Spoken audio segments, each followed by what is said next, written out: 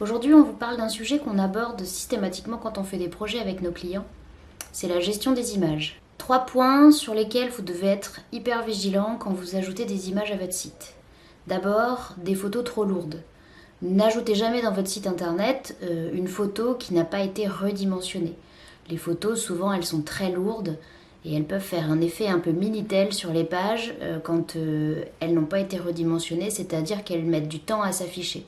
Ça, pour le référencement, c'est vraiment pas une bonne chose. Ensuite, pour l'expérience utilisateur, on préfère avoir des photos qui sont bien dimensionnées à la taille d'un écran, qui sont pas toutes petites ou qui sont pas immenses.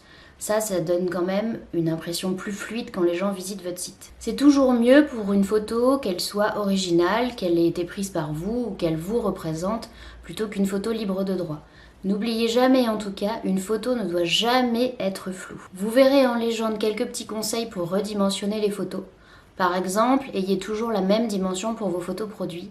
Ça vous évitera d'avoir à vous poser des questions à chaque fois qu'il faut mettre une nouvelle image dans un nouveau produit. Choisissez aussi toujours le bon format.